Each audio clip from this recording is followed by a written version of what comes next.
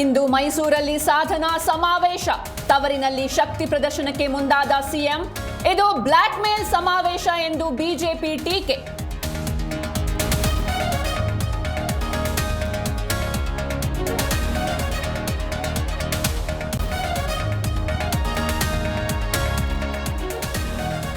Rowdy sheeter ಬಿಕ್ಲು Shiva ಕೊಲೆ ಪ್ರಕರಣ ವಿಚಾರಣೆಗೆ ಬರುವಂತೆ ಪೊಲೀಸರಿಂದ ನೋಟಿಸ್.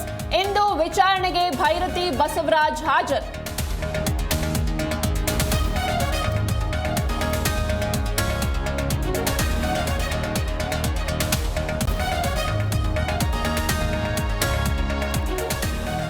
ಛತ್ತೀಸ್ಗಢದಲ್ಲಿ 6 ನಕ್ಸಲರ ಎನ್ಕೌಂಟರ್, ನಕ್ಸಲರನ್ನ ಹೊಡೆದುರುಳಿಸಿದ ಭದ್ರತಾ ಪಡೆಗಳು. ನಾರಾಯಣಪುರದ ಅರಣ್ಯ ಪ್ರದೇಶದಲ್ಲಿ ಕಾರ್ಯಾಚರಣೆ.